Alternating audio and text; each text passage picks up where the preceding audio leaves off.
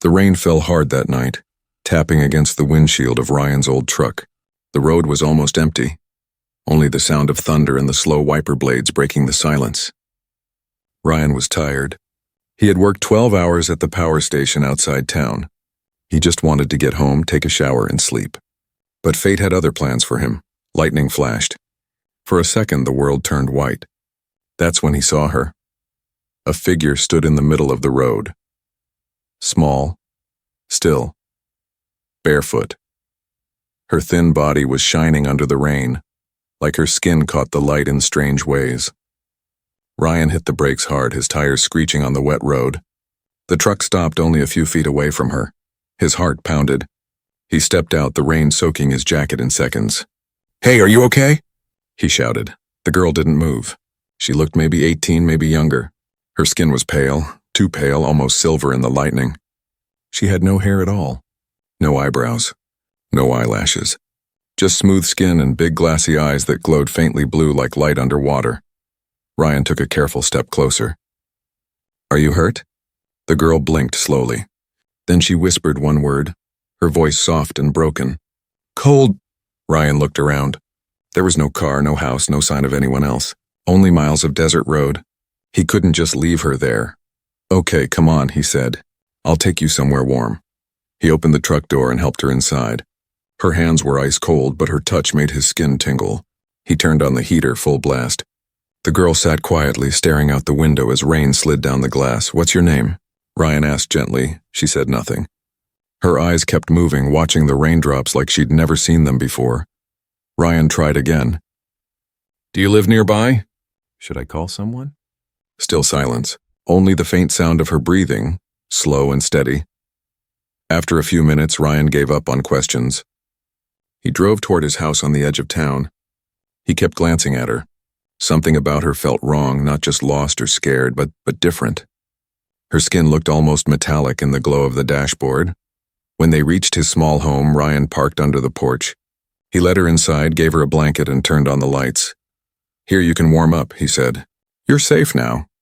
The girl stood in the middle of the room, dripping water on the floor. She looked around slowly, her eyes catching every small thing. The pictures, the couch, the TV, the light bulbs. Ryan fetched a towel and handed it to her. She didn't take it at first, then carefully reached out like she was learning how to move. "Do you want to take a bath?" "You're freezing," Ryan said softly. The girl looked at him, her head tilted as if trying to understand the word bath. After a pause, she gave a tiny nod.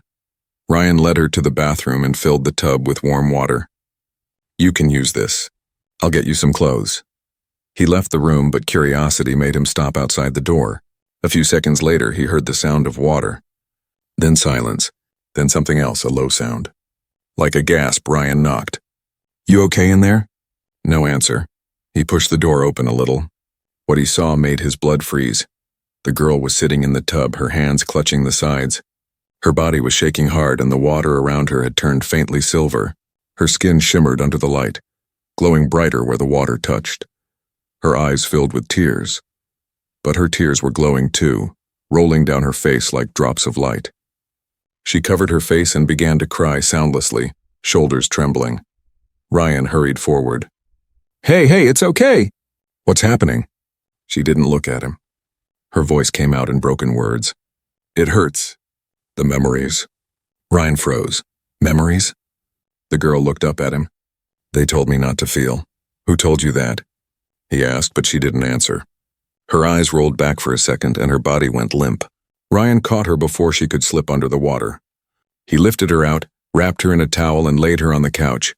Her skin was still warm, but her pulse... He couldn't find it. Yet she was breathing. Ryan stared at her, his mind spinning. Who was she? What was she? As he turned off the lights to let her rest, something caught his eye. A faint blue glow from under her skin, pulsing softly like a heartbeat. Ryan stood frozen in the dark. Whatever she wasn't human, and she had just fallen into his life on a stormy night. The girl lay on Ryan's old couch, wrapped in a towel that was too big for her small frame. Her skin still shimmered faintly, like moonlight trapped beneath the surface. Ryan sat on the edge of a chair, staring at her in silence. The storm outside had quieted, but inside his house, his heart still raced. He didn't know what to do. She was breathing, but there was no pulse, no heartbeat. He had checked twice, yet her chest rose and fell in slow rhythm, almost peaceful. "Who are you?" Ryan whispered to himself. The girl stirred. Her eyelids fluttered open, revealing those strange blue eyes again. For a moment she looked lost, like someone waking up from a long dream. "Where am I?" she asked softly. Her voice was fragile, like a note on the edge of breaking. "You're safe," Ryan said. "You are on the road. I brought you here. Do you remember anything?" She blinked, thinking, then shook her head slowly. "It's all broken." Her gaze moved around the room, curious but unsure. She touched the edge of the blanket, the lamp, even the air, as if every object was new to her. "You were shaking before," Ryan said gently. "When the water touched you, are you allergic or something?" The girl frowned, confused by the word allergic. She looked down at her own hands, flexing her fingers. "Water wakes things." "Inside," she said. "What kind of things?" But before she could answer, her body jerked. She gasped, clutching her chest as faint silver veins started to glow under her skin again. Ryan jumped up in shock. "Hey, what's wrong?" She looked terrified now. "It's starting again," she whispered. "I can't stop it." Ryan didn't understand, but instinct took over. He rushed to the kitchen, filled a glass of water, and brought it to her lips. She pushed it away. "No water," she said firmly. "It remembers me." Ryan froze. "Water remembers you?" She nodded weakly. "It's how they found me before." Thunder rumbled faintly in the distance again, like a warning. Ryan didn't know who they were, but something in her tone chilled him. He crouched beside her. "Listen, whoever hurt you, they can't get you here. You're safe, okay?" Her eyes softened. For the first time, she seemed to believe him. Ryan handed her one of his old shirts and a pair of sweatpants. "You can change into these. I'll make some food." When he turned away, she whispered something under her breath. It was faint, almost a code, like a string of numbers. Ryan looked back. "What did you say?"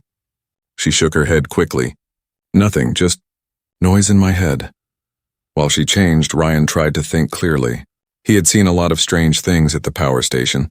Magnetic storms, strange readings, but never a human being who glowed. Maybe she was part of some experiment. Maybe she escaped from a lab. He opened his laptop, typing "hairless glowing girl found in desert" into the search bar. The page loaded and then froze. A bright red warning filled the screen. "Access denied. Government security." Filtarian's stomach dropped.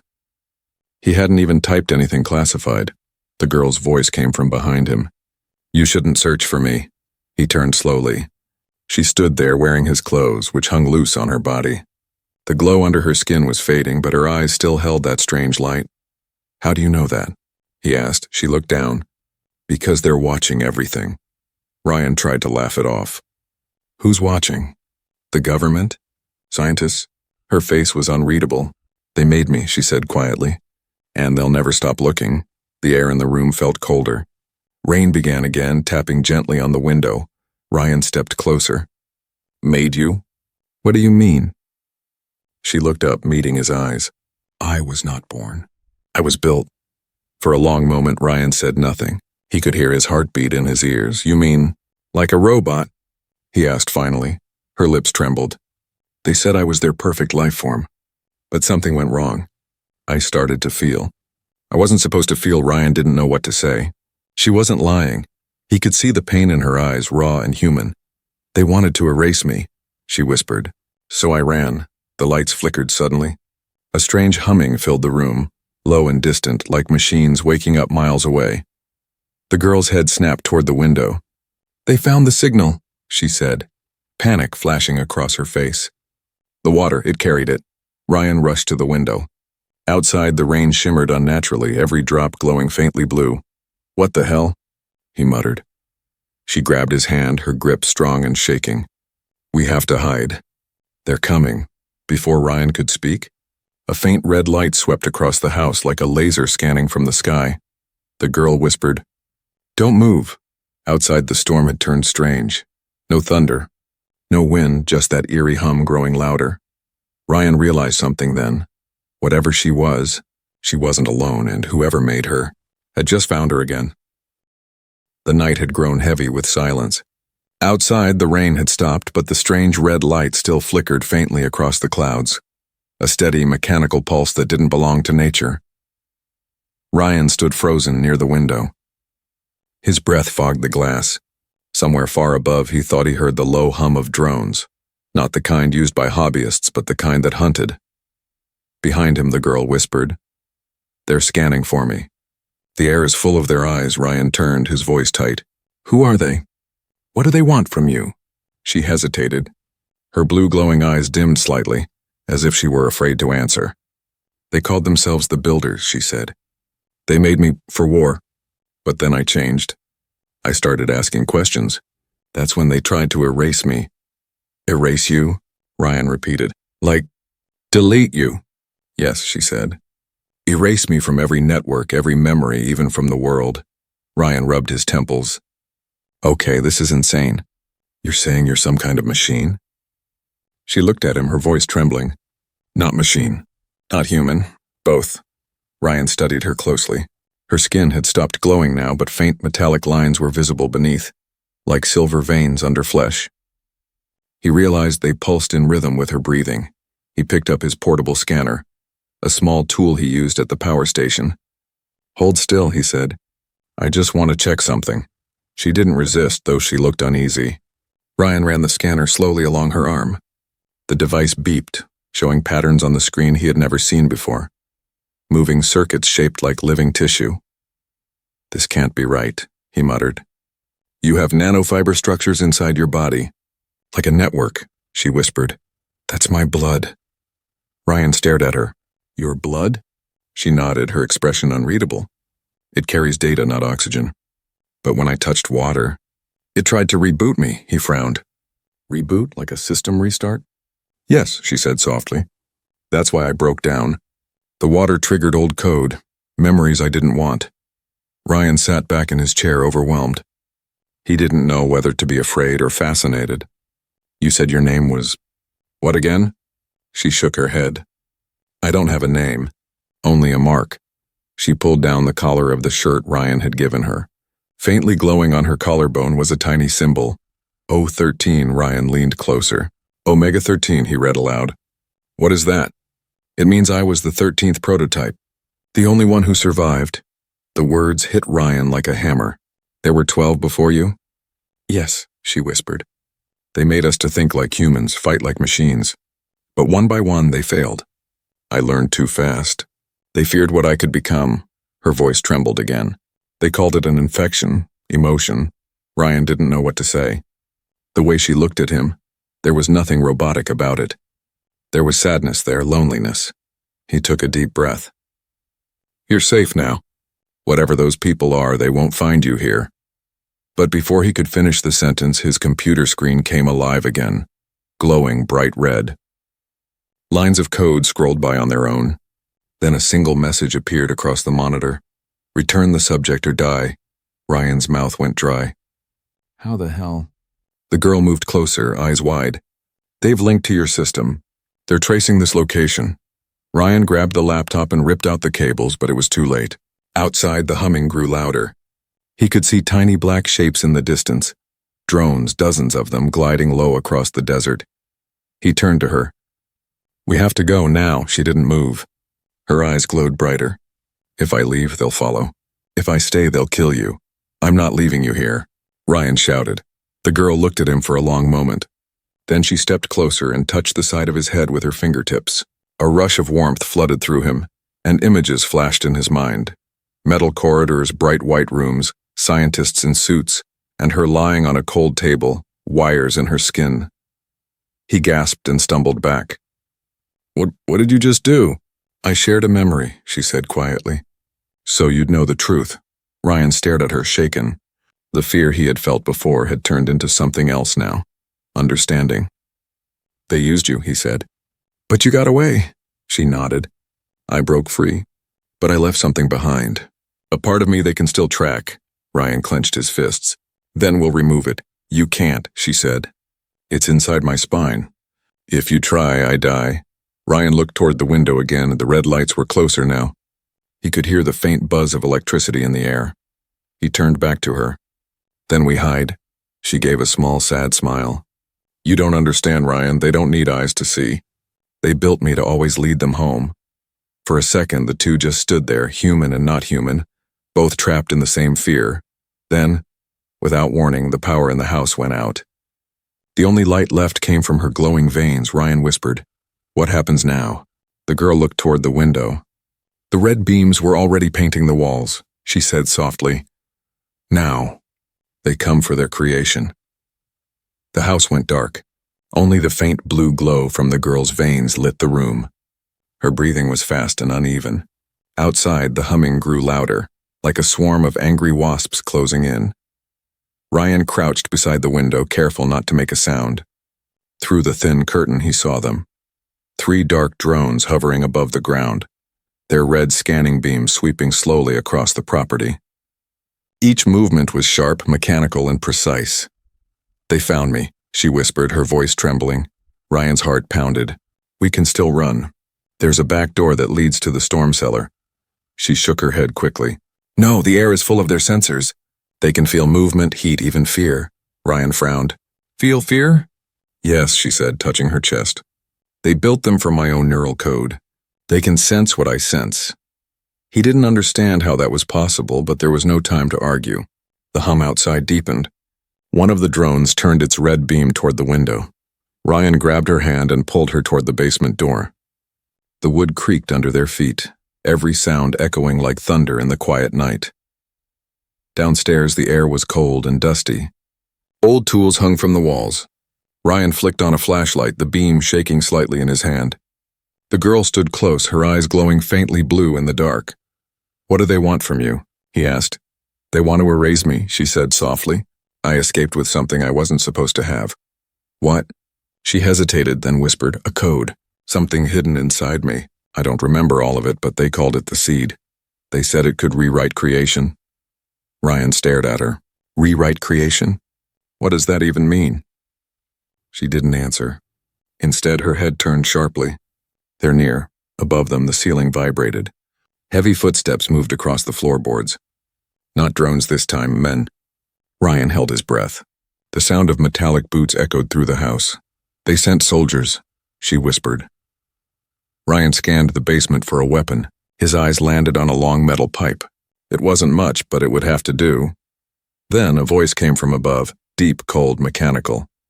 "Subject 013 detected. Return immediately or termination protocol will begin." The girl's body tensed. "That voice, it's them," Ryan whispered. "Who is it?" "The overseer. The mind that built me." The sound of heavy steps came closer to the basement door. Ryan's grip tightened around the pipe. He could hear a hiss like gas being released, then a faint metallic click. The lock turned. Without thinking, Ryan swung the pipe as the door burst open. A tall, armored figure stepped inside. Not human, but not entirely machine either. Its face was hidden behind a silver mask with a glowing red visor. Ryan's swing connected with the figure's arm, but it didn't even flinch. It grabbed the pipe easily and threw him across the room. Ryan crashed into the wall, gasping for air. "Ryan," the girl cried out. The masked soldier turned toward her. 013, return to containment." "I won't," she said, her voice steady now. The soldier raised its hand. A faint blue light gathered in its palm, energy humming and ready to strike. But before it could fire, the girl raised her own hand and the light inside her veins flared bright. The air shook. A shockwave of blue light burst from her body, knocking the soldier back into the stairs. Sparks exploded across its armor. Ryan stared in disbelief. What was that?" The girl's voice trembled. "I told you. I wasn't made to be weak." She helped Ryan to his feet. Her glow was fading now. The power had drained her. "We need to move," she said. "There will be more." Ryan nodded, breathing hard. "There's an old tunnel under the cellar. It connects to the power station. We can reach it if we hurry." They lifted the metal hatch on the floor. A damp smell of earth and rust filled the air. "Go," Ryan said, motioning for her to climb down first.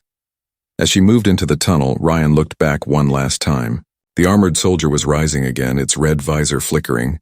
Then another voice echoed through the air. Distant, electronic, but unmistakably human. "Do not let her escape. The seed must return." Ryan slammed the hatch shut and dropped into the tunnel. The girl reached for his hand. her touch warm despite the cold ground. "They won't stop," she said quietly. "Not until I'm gone." Ryan squeezed her hand. "Then we don't stop either." Above them, the house exploded in a burst of fire and blue light. The shock wave rolled through the tunnel, shaking dust from the ceiling. The two of them ran through the darkness, guided only by the faint glow of her veins and the sound of their footsteps echoing through the earth. For the first time, Ryan realized this wasn't just about saving her. Whatever. The seed was, the world might depend on it, and the hunters were only the beginning.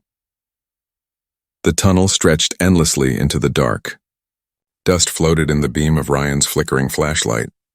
The ground was wet and cold beneath their feet. The girl moved quietly beside him, her blue veins dim but still glowing faintly. Their only light when the flashlight blinked out. Neither of them spoke for a while. The echo of their footsteps mixed with the faint rumble of machines far above. Ryan's mind spun in circles. He had never believed in things like this. Secret labs, living weapons, or glowing aliens. Yet here he was running through an underground tunnel with one. Finally, he said, "We should rest. It's too risky to keep walking without light." The girl nodded and sat against the damp wall. Ryan dropped beside her, breathing hard. The silence between them was heavy but strange, not uncomfortable, just full of things unsaid. After a few minutes, Ryan spoke softly. "You saved my life back there." Her head tilted slightly. "I didn't want you to die. You were kind." Ryan smiled faintly. "I guess that makes us even." "I saved yours first." Her eyes met his.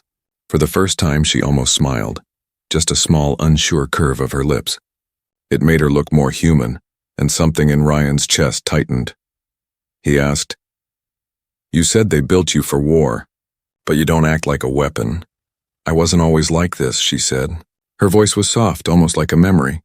"At first I had no name, no thoughts, just orders. Then something changed inside me. I started to hear things, small things, like the hum of light or the sound of my own heartbeat. I began to feel." She placed her hand on her chest, eyes distant. "When I told them, they said I was broken." Ryan shook his head. "That's not broken. That's what makes you alive." The girl looked at him for a long moment. "Alive," she whispered, as if testing the word. "It sounds beautiful." Then her expression darkened. "But I don't know if I am. I don't bleed. I don't dream. I only remember pain." Ryan leaned closer. "What kind of pain?" Her voice shook. "They tried to remove what they couldn't understand.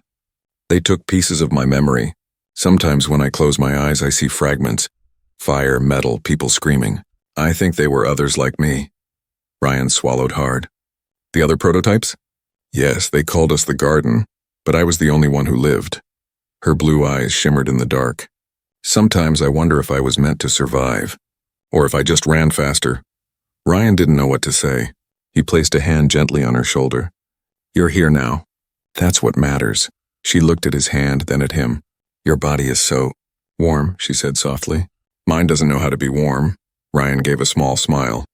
"You're learning." She studied him with quiet curiosity. "Why did you help me, Ryan?" "You could have left me on the road," he thought about that. "Because when I saw you, you looked lost.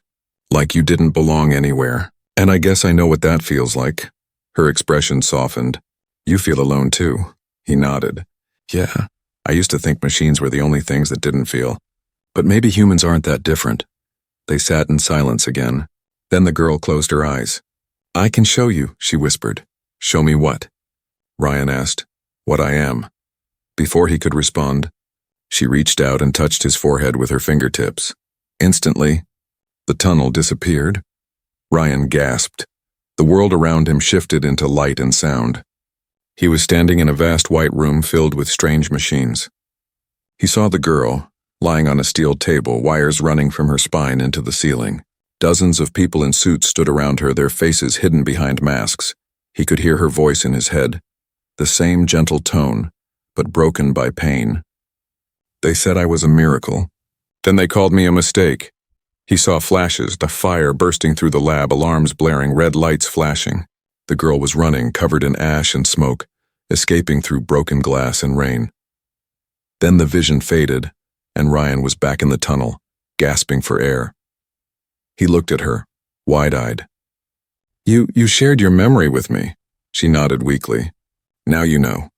I can't hide what I am anymore. Ryan was silent for a long moment. Then he said softly, You're not a mistake. You're proof that even what's made by hands can have a heart. Her eyes filled with silver tears. No one has ever said that to me before. Then I'll say it again, Ryan whispered. You're alive. The girl blinked, her expression trembling between fear and something new, hope. She leaned forward slightly, resting her head against his shoulder. For the first time since he met her, she looked at peace. Above them, the faint hum of drones returned, distant but real. The moment was over. They're close, she said quietly. They've tracked my pulse again. Ryan grabbed his flashlight, determination hardening in his voice. Then we move before they catch up. As they began walking again, her hand brushed his. This time she didn't pull away. And for the first time since the stormy night he found her, Ryan felt something more than fear. He felt a reason to fight. The tunnel shook with the sound of distant engines. The air smelled of dust and metal. Ryan and the girl ran through the darkness, their footsteps echoing against the stone walls. Each sound reminded them how close the hunters were. Behind them, faint red lights flickered, drones sliding through the tunnels like shadows with wings. The low hum grew louder every second. Ryan's lungs burned. How far does this tunnel go? It leads to an old launch site, the girl said breathlessly. The builders used it once to send prototypes into orbit. I remember flashes of it, fire, metal, stars, Ryan nodded. Then that's where we're going. The tunnel narrowed, forcing them to move slower. Water dripped from above, and the girl's veins glowed faintly brighter with every drop that touched her skin. Stop, Ryan said, watching the glow. You're lighting up again. I can't control it, she whispered. My body reacts to energy around me. The more I run, the stronger it becomes, Ryan bit his lip. Then we'll have to cover you. He tore his jacket and wrapped it around her arms. The glow dimmed slightly, but not enough. Suddenly, a high-pitched sound pierced the air. A scanning pulse. The tunnel behind them lit up red. They found us, she said. Ryan grabbed her hand and sprinted forward. The hum grew into a roar. Bullets of red light hit the walls, sending sparks flying. Faster, Ryan shouted. They turned a corner, ducking behind a broken metal gate. Ryan's flashlight flickered out completely. Only her faint blue glow remained, soft, trembling, alive. They won't stop, she whispered. They don't get tired. They don't forget. Ryan leaned against the wall, panting. Then we make them stop. He looked around. Pipes, old wires, and rusted panels, remnants of an ancient system. If I can overload this line, he said, pointing to a power conduit, I can short the tunnel behind us. You'd cause an explosion, she warned. He smiled grimly. Exactly. With shaking hands, he opened the panel and crossed two wires. Sparks flew. The tunnel lights flared to life for a brief second, enough to reveal 3 drones speeding toward them. Now, she shouted. Ryan slammed the wires together. The explosion was deafening. A wave of fire and dust blasted through the tunnel, throwing both of them to the ground. When the sound faded, only silence remained, and the faint crackle of burning metal. Ryan coughed, brushing dirt from his face. That should slow them down. The girl looked at him with something like awe. You risked your life without thinking. He smiled faintly. You're not the only one who can break rules. They continued moving. The air grew colder as the tunnel sloped upward. Faint moonlight appeared ahead, a gray glow through a half-open hatch. When they climbed out, Ryan froze. Before them stretched a massive, forgotten launch site. Rusted towers leaned like skeletons. A broken runway cut across the desert. The air smelled of oil and wind. The girl looked around slowly, as if recognizing a ghost. I remember this place, she said quietly. They called it Gate 9. Ryan glanced up at the sky. We could use one of these old ships to get you away from Earth. She shook her head. They'll follow me anywhere. Their eyes reached beyond the clouds. Then we'll go somewhere they can't. Underground, off-grid, anywhere. Her gaze softened. You'd come with me? He hesitated only a moment. I didn't save you just to let you go alone. Something changed in her expression, a small, quiet light of hope. But before she could speak, a loud whine cut through the night. Ryan turned. On the horizon, black shapes descended, sleek aircraft with red lights blinking in rhythm. The ground trembled as they approached. They're here, she whispered. Ryan ran toward the nearest hangar. Move! Inside, dust floated through the air like old memories. An ancient cargo ship rested on the platform, broken but not dead. Ryan rushed to the control panel and began flipping switches. The lights flickered weakly. The girl touched the ship's hull. Her veins glowed brighter, spreading light through the metal. I can power it, she said. But only once. Ryan looked at her sharply. What do you mean? If I give the ship energy, I lose it from myself. My core will fade. No, Ryan said firmly. There's got to be another way. She smiled sadly. There never is. Outside, the aircraft landed, engines howling. Soldiers in silver armor began to spread across the runway. The overseer's voice echoed through hidden speakers. O13, it said, calm and cold. Return the seed and we will spare the human. Ryan clenched his fists. Don't listen to them. The girl placed her glowing hand on the control board. Blue light spread across the ship. The engines began to hum, stronger with each pulse of her veins. Stop, Ryan shouted. You'll kill yourself. She looked at him with calm eyes. No, Ryan, I'll free myself. The ship shuddered. Flames burst from its thrusters. The soldiers outside opened fire, red beams slicing through the night. Ryan grabbed her arm, trying to pull her back, but she only whispered, Promise me you'll remember me. The light became blinding. The ground shook. The aircraft and soldiers were thrown back by a wave of blue energy. When the light faded, the ship was gone, only a streak of silver fire rising into the dark sky. Ryan fell to his knees, staring up. His hands trembled. The launch pad was cracked, scorched, and empty. The wind carried her last words like a whisper through the dust. Thank you for giving me a name, Ryan whispered to the night, voice breaking. Hope. But deep inside, he felt it.